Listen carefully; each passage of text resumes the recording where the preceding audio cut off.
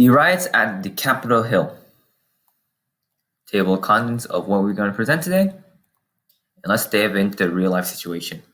So this happened on Wednesday, January 6th of 2021. A group of pro-Trump supporters protested in front of the Capitol Hill in Washington, D.C. All these Trump supporters were legally using their First Amendment right of free speech and the freedom to protest, allowing them to go up to the Capitol Hill and protest and to project their ideas of what they believe happened in the 2020 election. This was first to interfere the Electoral College final vote count, as it would determine the winner of the 2020 election, considering that there was many issues of delay, as most of them was done by mail-in voting, and the Electoral College was delayed by so long that they had to delay the process of counting the final winner instead of pronouncing it on the 4th of November. The event was actually first prompted by the claim of the former 45th President Donald J. Trump of voter fraud in the 2020 election, and that led to the inevitable win of the 46th President Joseph R. Biden, as we found out on the 26th of January. Donald Trump has tweeted multiple times that he won the election, and as these fraudulent claims continue to grow, more protesters and more Trump supporters also start to say, "Stop the steal." Inevitably, starting this giant protest in front of the Capitol, which later turned out into a violent riot as they started to storm the Capitol Hill. Police officers and law enforcement were unable to deal with it, as eventually they ran into the offices such as the House Speaker, Nancy Pelosi, and the Senate Hall, which has caused massive riots, ruckus around the entire Capitol, and also interfering with the inevitable count of the final electoral votes. And they even cause harm such as looting of certain items, such as the press secretary's podium. Themes explored by the real-life situation regarding bias, prejudice, radicalization, ignorance, etc. A clear question on the conscious decision to reject knowledge can be extracted. People perceive and interpret knowledge based on their previous experiences, morals, influences, which all shapes their bias. Confirmation bias is defined by Britannica as the tendency to process information by looking for or interpreting information that is consistent with one's existing beliefs. The riots at the Capitol draws a larger question about shared knowledge. To what extent does confirmation bias influence the acceptance or interpretation of new shared knowledge? We will be further looking into other knowledge questions, such as to what extent bias can make knowledge become untruthful, and also the impact, or to what extent knowledge appeals to emotion and language to promote a biased interpretation. Or we can also look into these kind of other knowledge questions regarding how bias is formed and to what extent emotion plays a large role in bias, and to what extent bias is based on truthful information, and to what extent bias can play a positive role in interpreting events. So these are all things we will be looking at in terms of our knowledge questions, our areas of knowledge, and our real-life situations. Bias. Here are the few stakeholders within this situation. First off is the politicians. These are the people in power, and also these are the people under attack within this scenario. Politicians are always under pressure because they promise citizens to ensure public security and maintain integrity to keep and protect democracy. However, in this case, we can see that politicians have somehow failed to keep that promise and made the country even in a bigger divide. Either you are Democratic or Republican. Citizens, these are the people that support either side of the political spectrum, but they're not necessarily within the actual fight itself. We're not within the actual riot. These people are those around the Capitol Hill protesting peacefully and not entering the riot itself. As such, these are only the people demonstrating their right to the First Amendment of free speech and freedom to protest. The next stakeholder is law enforcement. These are the people that are there to protect and keep peace. However, this didn't happen as they're right now under scrutiny for their issues against use of force at Capitol Hill versus the Black Lives Matter protests. There is a slight difference. However, these people are also crucial as they are the protectors of peace, yet there are some issues with whether or not they can protect it properly. And finally, there are the extremist groups. These are people who are using extremism and violence to intimidate the government. This could either be terrorist groups such as Al Qaeda, or they could also just be people in this scenario like pro Trump supporters, not technically terrorist group, but they're using extremist method to get what they want. So here's a few knowledge issues with the connection here.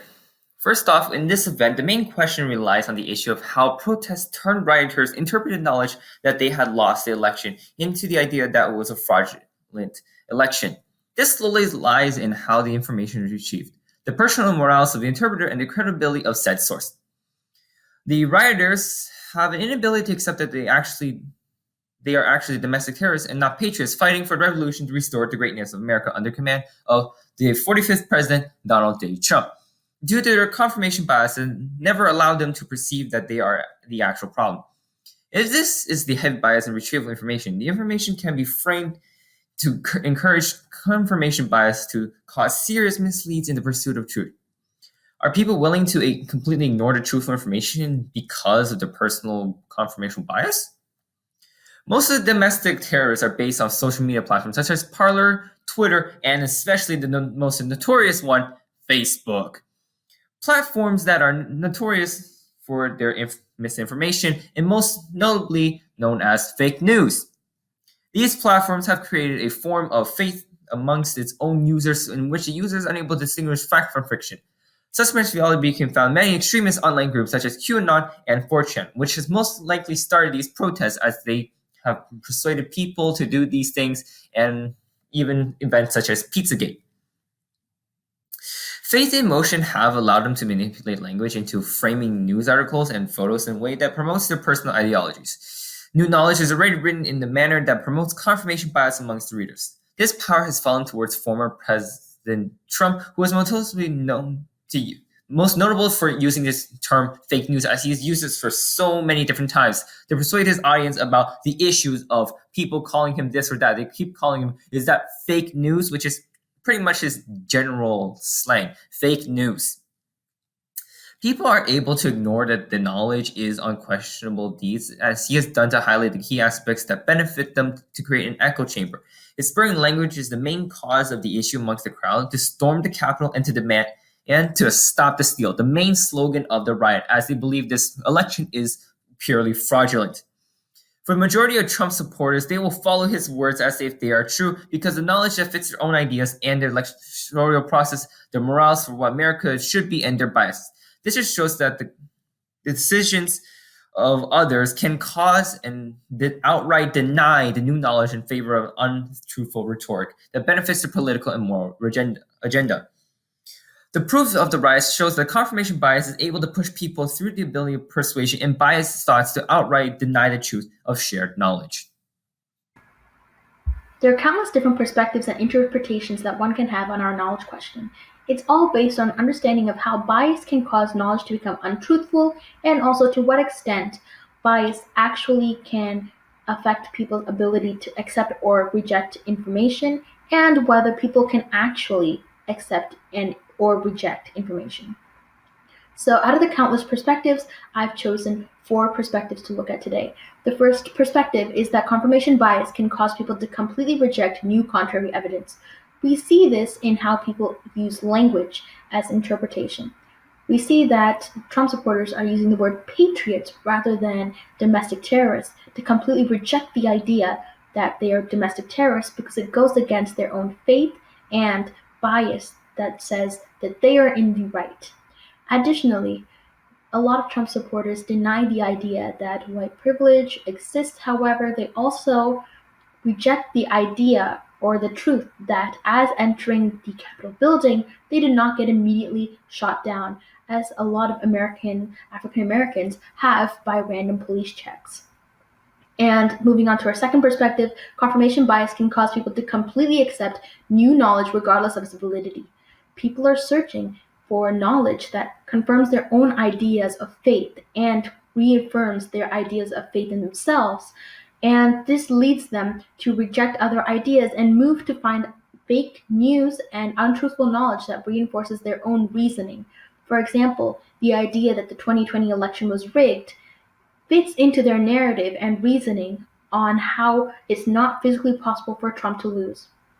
Moving on to our third perspective, confirmation bias does not affect knowledge retention or interpretation at all. So what we're saying here is that this perspective looks at the fact that there are some rioters in the actual Capitol who did not misinterpret or not understand or biased understanding of the news. They actually went there to promote their own agendas of terrorism and radicalization. And so what we see here is this perspective looks at how they are using knowledge without that kind of a biased understanding to promote their own ideas. And lastly, confirmation bias is not impactful enough to make people ignorant to truthful shared information. This is resting on an idea of reason, and that everybody has a basic understanding of reason to always understand that it's not physically possible for Trump to have not been elected due to fraud.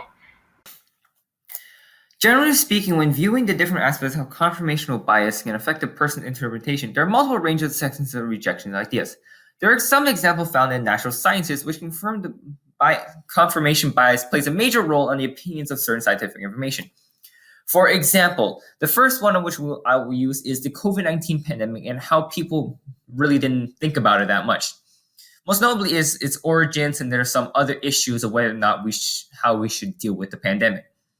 This is most notably led to as certain people such as Donald Trump claiming that the testing over 40 million people, and as such we show cases 99% of the time they're totally harmless.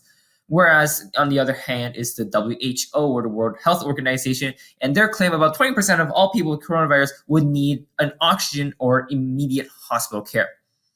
Republican politicians have also been seen not wearing masks or following proper social distancing protocols, in which ideas were heavily stressed out by scientists and researchers, showing that they have little to no care, and as such, more people were made likely to go towards them as they may fit their political agenda. More stories about COVID-19 can also be a hoax to scare people, and people are being oppressed by wearing masks circulating social media. All of these stories have a source of credibility, and the confirmation bias plays a major role in how people go about combating this virus. This use of confirmation bias is a method of credibility to find the truth within each person's belief, and as such, making confirmation bias one of the most influential factors of covering the truth. People would choose whether or not to believe the actions of the statements of politicians such as Donald Trump, or to not wear a mask and believe COVID-19 is harmless, or anything Dr. Fauci says. This is the responsibility of society to accept the truth of scientific knowledge. However, there always is those few who will twist these words to believe it's not true. And as such, these are most notably found within here. If their entire livelihood is based on public gatherings, they may not necessarily believe in this, and as such, confirmational bias will play a huge role as whether or not they believe in this idea. And in other words, there are also some counterclaims to this. As such, confirmation bias is not necessarily needed in some situations where multiple sources claim the same resulting answer. Confirmation bias have relatively to no influence over the concrete set of evidence presented. In such scenarios is the flat earth theory, and debated over centuries. If a source wishes to prove that Earth is flat, they would have to use confirmation bias and twist a few facts about gravity and other information used with the use of language, reason, imagination, intuition. However, substantial amount of evidence stacked against the flat Earth theory ranges from wide amounts of finding from theoretical practice to a more experimental practice, suggesting the similar result of the Earth being a round object rather than being flat. In these scenarios, the confirmation bias has little to no influence over collective decision made on the truth, as the argument with the most evidence is most likely the truth. Some people will still actively believe that the Earth is flat, though their confirmation bias pushes them to reject scientific evidence, and the bias leads them to only listen to source with their own personal belief. Our second area of knowledge of the arts. It's clear that when people do not receive artwork that is consistent with previous work or causes a different interpretation of reality that goes against their ideals, morals, prior knowledge/interpretation of reality, etc., there can be a variety of interpretations of this artwork or this artistic knowledge, especially when considering that it will produce a new idea and it can contradict their own understanding based on reason and their own imagination. Ways of knowing that are integrated into artistic reception causes a lack of cold rationality.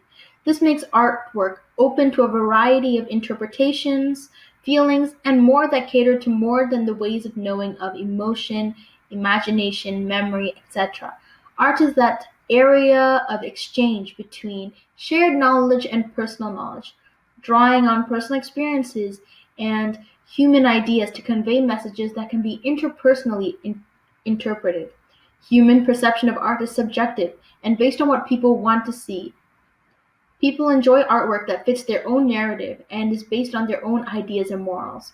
For example, when attending a concert for classical music as a classical music enthusiast, the patrons would not enjoy listening to rock music instead. This brings the idea that people like to listen to ideas in media that reflect their own expectations and ideas. One real-life example of this kind of retaliation is the audience response to Manet's Olympia, a painting that humanizes a prostitute and an African American slave. The stark contrast between the cultural expectations of the time and the painting sparked so much controversy that the audience had to be physically restrained from tearing apart the painting.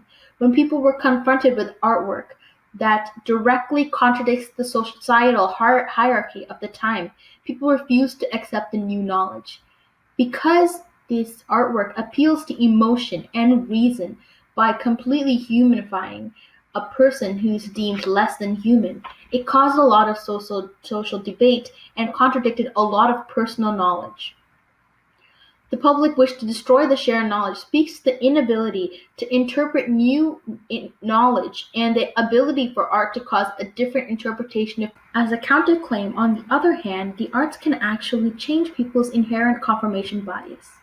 What I mean by this is when artwork can actually challenge social norms by providing new ideas by appealing to emotion, faith, and memory in the form of human experiences of the audience.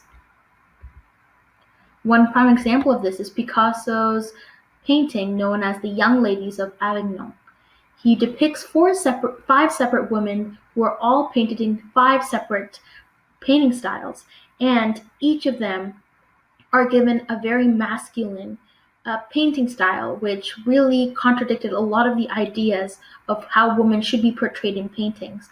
And though there were lots of critics of his painting style as well, because of how he painted them as very brute and broad, and he also introduced the idea of cubism in this painting as well, with how it's a new painting style. However, people did not accept it then, but we see that due to confirmation bias, people actually accept that painting style and have popularized it in the later years because the critics and times have changed, and contemporary art is now becoming more popular among people.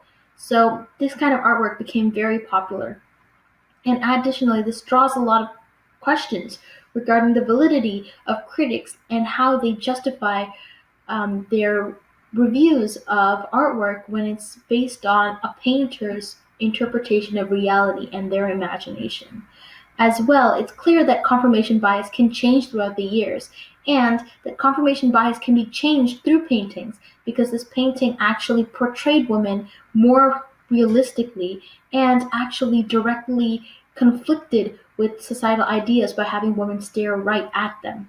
And this actually caused them to accept this new idea of women as more in their own power. In conclusion, bias is inherently within everyone and affects how we view everyone and everything. Additionally, we can make the assumption that people can reject knowledge acquisition and can actively seek only ideas that reinforce their own ideas of reality and reinforce their own ways of knowing of emotion, faith, and imagination.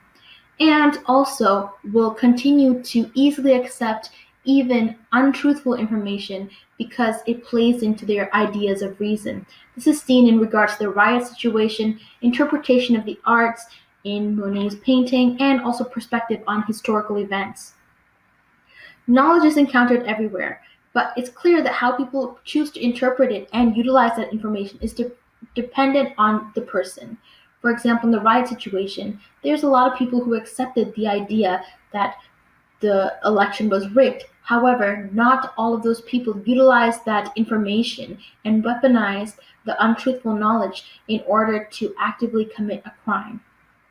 Additionally, we see that confirmation bias, in conclusion, heavily affects how people reject or accept